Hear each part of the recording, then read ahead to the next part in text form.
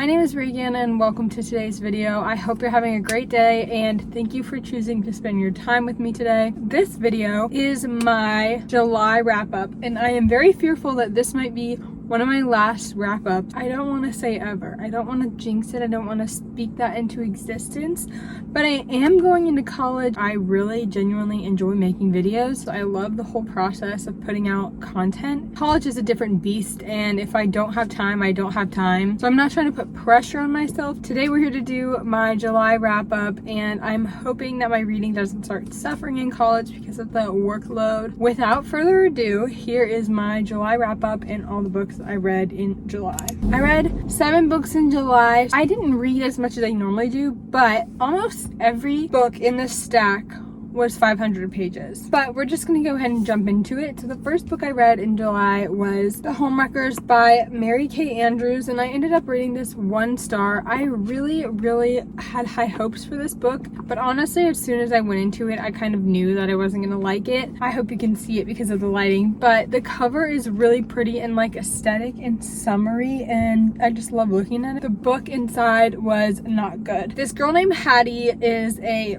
house restorer girly, like HGTV, whatever, that kind of vibe. She gets approached by this agent guy randomly and he's like, oh my god, you'd be perfect for a TV show like I'm writing. She finally accepts after some reluctance, but she agrees to start this TV show with him. I'm pretty sure his name is Mo. Anyway, so she starts this home renovation TV show and there's this like side mystery about a murder and like a bunch of side plot, and then it's like a love triangle almost. So my first major issue with this book is the misogyny. You could tell this was written by an older woman who has some internalized misogyny, and it just showed. I did not care at all about the home reno, and the romance was bad. There was just no chemistry between either of them. And I know that Mo was supposed to be like this good guy, whatever. He was not a good guy. He was an idiot. This book made me so mad, and I honestly just don't recommend this. Like, I don't know if I said the rating, but it was 1 star. It just doesn't give anything. Like, there's nothing. There were so many descriptions of the houses and the shiplap and whatever, and I was just picturing what they were doing, and I was like, I know that this is gonna turn out like the Property Brothers home reno, where the house looks mid at best, and like, it was just so cringy and old. Like, this book, okay, maybe it's not my demographic, but it is for older women. Written by an older woman for older women, and like people like Ellen Hildebrand, I feel, can write a book for older women but also have younger women enjoy the story. No, this was just bad. Personally, I did not like it. Give it a try if it sounds interesting to you. Next book we have Flawless. I read almost all of the Chestnut Spring series this month. So first we start with Flawless, the first book in the Chestnut Spring series. I rated this 4 stars. This follows Rhett and Summer. Rhett is a professional bull rider and Summer is the daughter of Rhett's agent. So Rhett has like an agent guy who gets him brand deals and whatever to ride for the rodeo. He's like a bull rider. I don't know any of the technical terms here. Rhett really F's up one of his sponsorships because he admits to the public that he doesn't like milk, and one of his biggest sponsors is a milk company. There's this whole big drama that like he was faking for this sponsorship and whatever. His manager's like, okay, well obviously you can't handle yourself, so you need to be babysat, but to make sure that you don't mess this up any more than you already have, so I'm gonna give you a babysitter. And he assigns his daughter, who also works for his management company, Summer, to babysit Rhett for a little while. So she goes and becomes a live-in like assistant. They form a little bit of a relationship. I really enjoyed this. I rated it 4 stars. I love the bull rider aspect. I thought it was so fun. I love a forced proximity trope also. We were put in this very heteronormative environment. The country aspect, which is very typically heteronormative and male-dominated environment, and we put a woman in this setting, and the guy wasn't so bad. This series is just really fun. Totally recommend. Perfect summer book. Yeah, exactly. Next, we have Heartless. I immediately went into the second book in the series, Heartless by Elsie Silver. Second book in the Chestnut Spring series. Bruh. I hope it doesn't sound too bad. Is it like calming or is it loud? It's loud.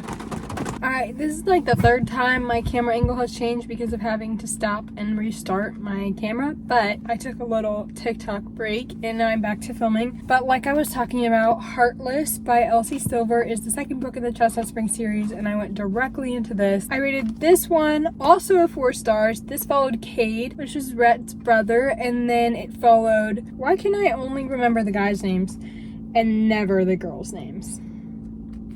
That's probably something to do with misogyny.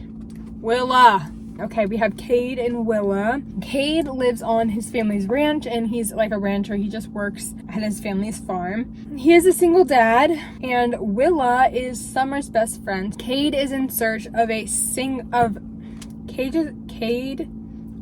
Cade is in search of a nanny for the summer to look after his child. I'm pretty sure his child's name is Luke. Summer suggests her friend Willa because Willa is temporarily out of a job while her brother's bar gets remodeled because she was a bartender and a horse rider. Cade reluctantly ends up hiring Willa to be Luke's nanny for the summer, and they develop a little relationship from there. I am not a fan of the single dad trope, but this one hit. I'm gonna be so for real. I rated it 4 stars. It was so good. Cade was the grumpiest out of all of the brothers so far, and he was just great. Like, the grumpiness was elite, and I think this is the most mature relationship out of all of the books so far. I also liked the kid. He wasn't a huge focus of the book, and maybe that was why I enjoyed the single parent trope more than I normally do. It was super cute. 4 stars. Again, love the series. Totally recommend.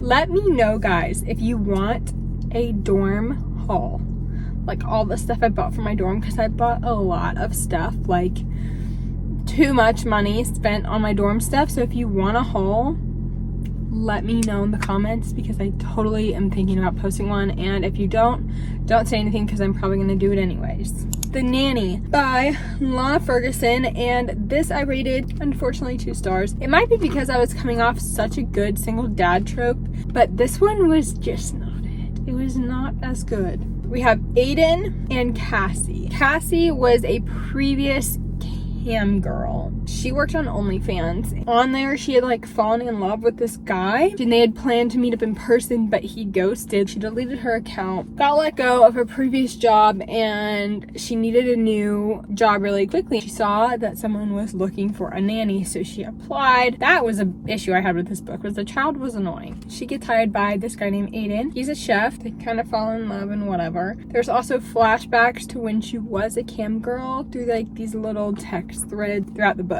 That was the only aspect I was interested in, was the cam girl phase, but the now, don't need it. Their relationship made me mad. So it wasn't bad. I think it was mostly my fault because I had just gotten off reading a really good single dad trope, and then this one was just like mediocre in comparison. So, but a lot of people on TikTok have been loving this book, so if you're interested, give it a try. We have Powerless by Elsie Silver, the 3rd book in the Chestnut Spring series. This follows Jasper and I know it. Why do I want to say it's Piper? Sloane. I knew that because guess what? I've been reading a lot of books lately where the main character or someone in the book is named Sloane, and they call them Saloni, which I can't take seriously because it sounds like baloney. They called her Saloni in this book. In the book I'm reading right now, they call the girl named Sloane Saloni. I can't do it. Call them Salone. Comparing them to a lunch meat isn't very nice. If you're nicknamed Saloni, I'm sorry. Anyways, Powerless by Elsie Silver. We have Jasper and we have Sloane. Sloane is a professional ballerina, and Jasper is a hockey player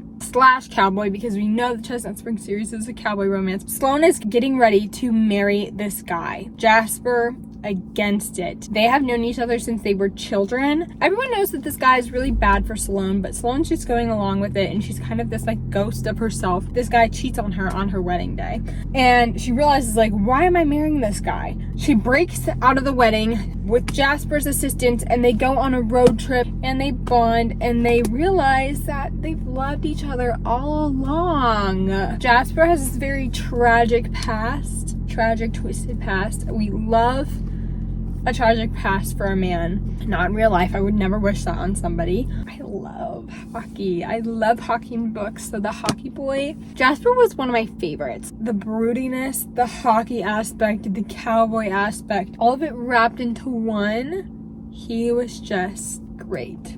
I rated this a 4 out of 5 stars. I'm gonna say it normal just in case I don't decide to put that in. I rated this 4 out of 5 stars, and again, this series is really solid. Totally recommend. I didn't get that. Oh my gosh.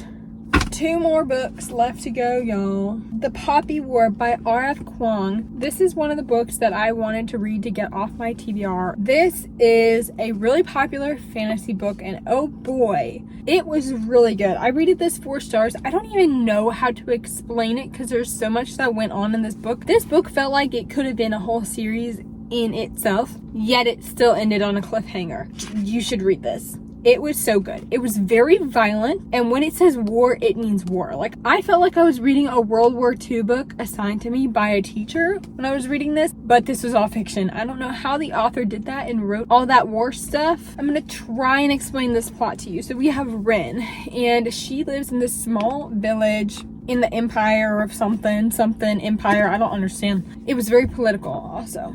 Rin is growing up in this small town. She's fostered by these people and they don't really love her that much, to be blunt. So there's this test that you can take to get into this school. If you pass this test, you can go to Singard. And Singard is where they train the army soldiers. If you pass this test and survive Singard, you're set up for life. You can be like an army general, like you are the top of the top. Rin studies her butt off to try and pass this test. She does. Clearly. She goes to the school, she studies, and then this war, they were invaded, whatever, so that's what, oh, also forgot a big part of this, the opium. So it's based on like the Chinese opium epidemic, a lot of drugs use in this book, so beware of that, but like opium plays, obviously the Poppy Wars, opium plays a major role in this book, and it's like this whole political climate of like the use of opium in the army, but like it's illegal for citizens, but it's beneficial to these people. It's very political. I can't even explain it. Like, there's so much going on. I've talked for 10 minutes about this book, and I'm probably not going to put in but 2, so you're gonna have to read the book to find out. But oh my god, was this a lot. And there's 2 more books in the series. There's no other way for me to get the plot out to you. Like, I've been hearing about this book for ages, but I didn't know what it was about because you can't explain what it's about. It's just so much going on. You have to read it to find out. So you should read it. Heartbreak for Hire by Sonia Hartle. That lighting was really bad for a while there. I'm so sorry. This is about a company, and our main girl, Brinkley, works for this company, Heartbreak for Hire, and she's a heartbreaker. They basically are assigned targets by their clients. The targets have wronged their clients in some sort of way, and the heartbreakers are assigned to get back at those targets. Basically, she's trying to get revenge. It's a revenge-based company. It's a woman-based company, so all the women are heartbreakers. Plot twist, the owner of this company decides to hire male heartbreakers, and one of the male heartbreakers is this lovely man right here. So her and Mark have to interact. I actually don't care about this book at all, so I really don't want to explain the plot to you right now. Like, I'm explaining it and all I can think of is, oh, I don't care. This book was 2 stars. It started out super duper strong and it just went downhill really quickly. When it was, the build-up was so good. The first 150 pages of build-up was chef's kiss. Like, I was giddy, kicking my feet and giggling and stuff. But when we got to the actual relationship bit, it sucked and I didn't like it. It was way too rushed. We're done with it. That was all the books I read in the month of July. Thank you so much for watching. I hope you had a great time. Check out some of my other videos on my channel, and I'll hopefully see you in the next one if you decide to spend your time with me again. Love you all. Bye, and sorry for my terrible southern accent throughout this video.